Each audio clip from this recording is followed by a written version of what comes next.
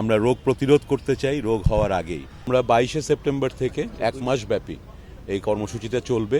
আমরা আমাদের সরকার আসলে প্রথম থেকে আমরা বলেছি যে স্বাস্থ্য ব্যবস্থার পূর্ণাঙ্গ সংস্কার আমরা করব এবং সেইটার অংশ হিসেবে একদিকে যেমন আমরা অসুস্থ মানুষের চিকিৎসার জন্য সারা দেশব্যাপী নতুন করে হাসপাতালগুলো তৈরি করছি, নতুন করে চিকিৎসকদের নিচ্ছি, পাশাপাশি আমরা জোর দিয়েছি প্রিভেনশনে।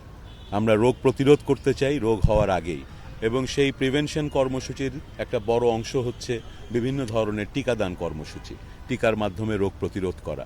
তো সরকারের যে এই পলিসি আছে সেই পলিসির আওতাতেই আমরা এবার এই কলেরা ভ্যাকসিনের জন্য আজকের এই আয়োজন।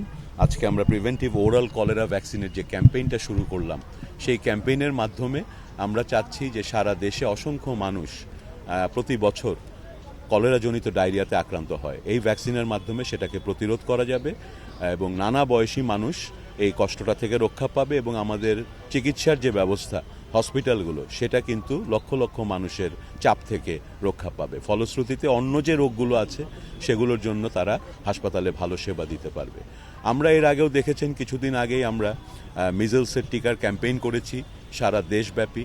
আমরা তারপর পরই ভিটামিন এর ক্যাম্পেইন করেছি। সো বাংলাদেশে আমাদের যে টিকাদানের যে ব্যবস্থা সেই ব্যবস্থা অত্যন্ত কার্যকর এবং আমরা বিভিন্ন আন্তর্জাতিক সংস্থার সঙ্গে একসাথে কাজ করে সারা বাংলাদেশের প্রত্যন্ত অঞ্চল পর্যন্ত এই টিকাদান কর্মসূচি সাফল্যের সাথে বাস্তবায়ন করেছি।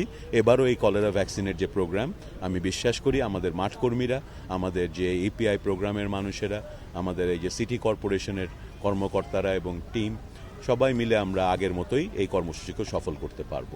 আমরা 22শে সেপ্টেম্বর থেকে এক মাস ব্যাপী এই কর্মসূচিটা চলবে, তারপরে 4 দিন গ্যাপ না, তারপর আবার আরও 1 মাস দ্বিতীয় রাউন্ডটা চলবে। সো মোট 2 মাসে আমরা এই 2 রাউন্ড শেষ করব এবং সারা দেশব্যাপী একই সাথে এই কর্মসূচিটা চলবে।